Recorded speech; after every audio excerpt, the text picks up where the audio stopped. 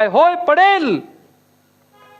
जरूर जाऊन पहा. ससूनमध्ये वेगवेगळ्या अनाथालयांमध्ये जाऊन पहा.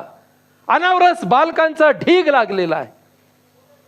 अनैतिक संबंधामधून जन्माला आलेली बाळ कोणी मंदिरामध्ये, कोणी उकिरड्यावर, कोणी कुठल्या पायरीवर कुठं कुठं टाकून दिलेली आहेत. ही सगळी बालक, त्या लेकरांना माहिती पण नाही त्यांचे आई वडील कोण आहेत. त्या संस्थांमध्ये जाऊन कधीतरी भेट द्या आणि मग कल्पना करा की परमेश्वरानं आम्हाला किती चांगल्या रीतीने, किती चांगल्या सुस्थितीमध्ये आम्हाला ठेवलेलं आहे. आम्हाला आई वडील दिलेले आहेत, आम्हाला नातेवाईक दिलेले आहेत, आम्हाला मंडळी दिलेली आहे, आम्हाला चर्च दिलेला आहे, आम्हाला आमचे प्रियजन दिलेले आहेत ज्यांच्याकडे आम्ही हक्काने जाऊ शकतो, आम्हाला मित्र मैत्रिणी दिलेले आहेत. त्या लेकरांचं काय आहे?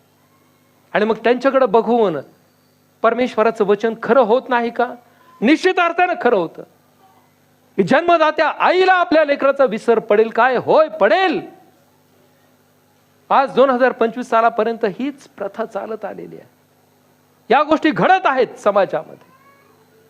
परंतु प्रियानो, लक्षात घ्या, परमेश्वर म्हणतो मी तुम्हाला सोडणार नाही. आणि देवानं तुम्हाला आणि मला आजपर्यंत सोडलेलं नाही. तुमचा आणि माझा त्याग केला नाही. दूर झालो ते आपण, आमच्या पापांमुळे, आमच्या व्यभिचारामुळे, आमच्या चुकांमुळे, आमच्या व्यसनांमुळे आम्ही दूर झालेलो आहोत.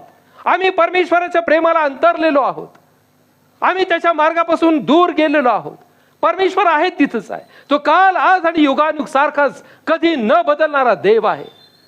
तुम्ही कधी त्याच्याकडे जा, तो तसाच तुम्हाला भेटणार जो मागच्या वर्षामध्ये होता, जो 10 वर्षापूर्वी होता.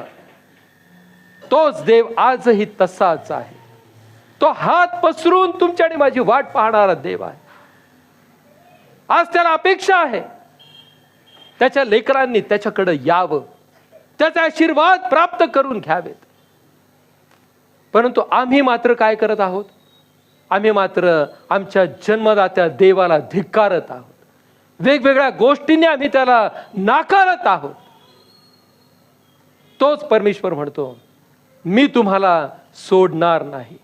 परमेश्वर म्हणत आहे की मी रानात मार्ग तयार करेन. आमच्या जीवनामध्ये